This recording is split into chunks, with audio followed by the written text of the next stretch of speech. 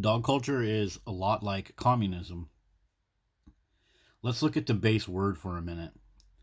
One of the definitions includes a close knit community of people that have common interests.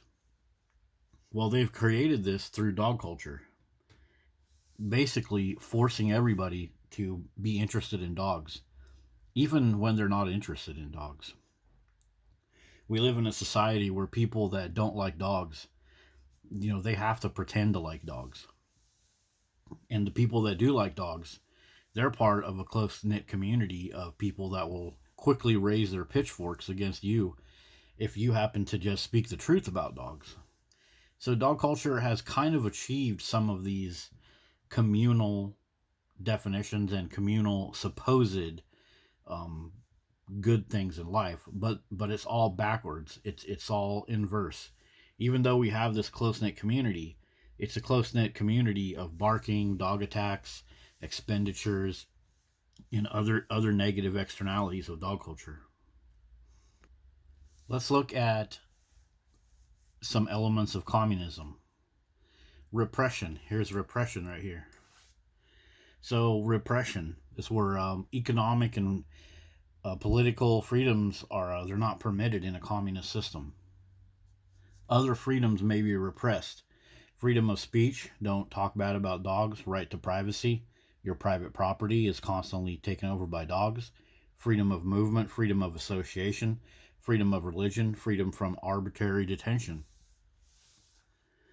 Okay, so those are things that communism does to repress you. Well, dog culture does those things too. Dog culture takes away your right to private property. People have private property, and dogs can come on your private property and attack you, bark at you, maul your children. You're forced to be repressed. And they use propaganda to achieve this, to get you to go into correct thinking. You need to just pull the line and pretend to like dogs. Oh, the dog mauled your kid, killed your grandma, poops all over your yard. The dog is out there running in the streets. You can't sit in your apartment without wearing headphones and having fans and earplugs and other type of anti-bark devices. Well, whatever. You're going to say you don't like dogs, you need to shut up and go into the correct thinking. It's state control of many of your aspects of life. Almost everything we do today, we're going to run into dogs and all the negative externalities.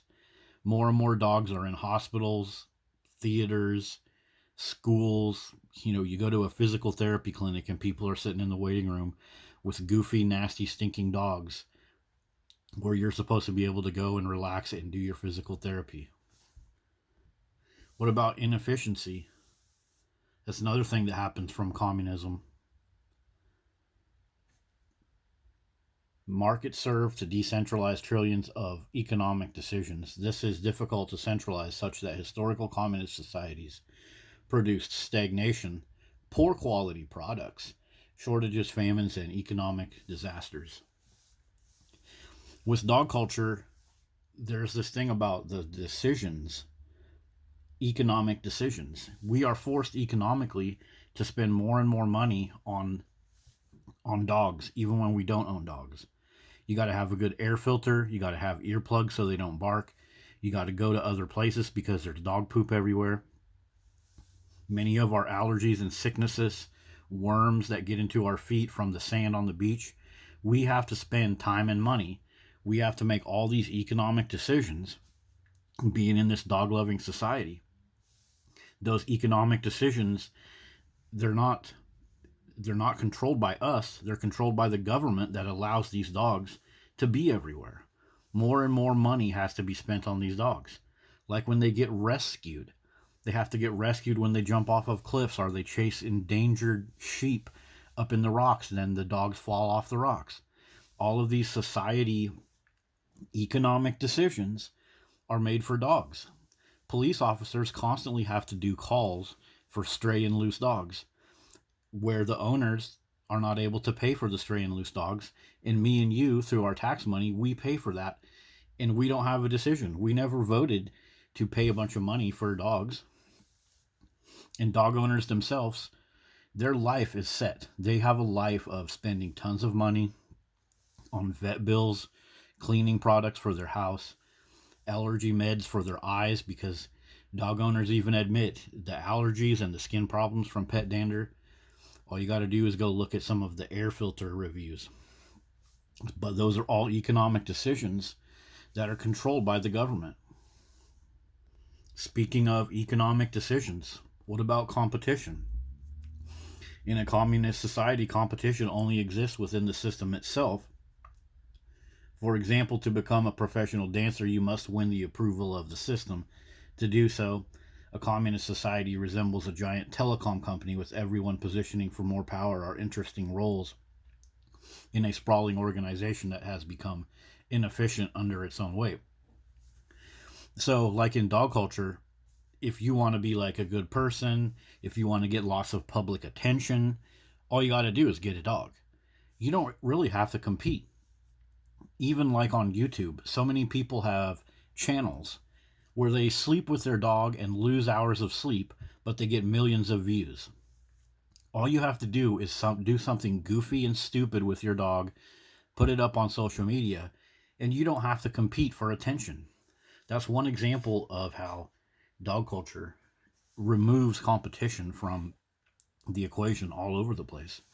It's like police officers. They will go and do a picture of a police officer rescuing a stray dog, and then they'll be like, "Oh, look at this! The San Diego Police Department is so full of loving, amazing police officers." They don't have to compete to be a good police officer. In the background, many of them are in trouble for like sex charges with teenagers that they arrested. So that's another example of how competition is completely screwed up by dog culture. Because it doesn't really matter how good you are at something. If you're a good priest, a good coach, a good brother, a good mom, you don't have to actually do that or earn that. You can just blow the competition away by getting a couple dogs and acting like you're a dog mom, a dog dad, and getting some type of social media presence, and you will instantly earn people's accolades without actually having any skill.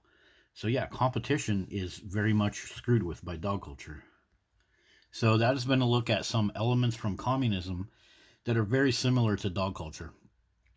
Now, I'm not saying dog culture is the exact same thing, and I'm not saying dog culture is similar to communism because I don't like communism.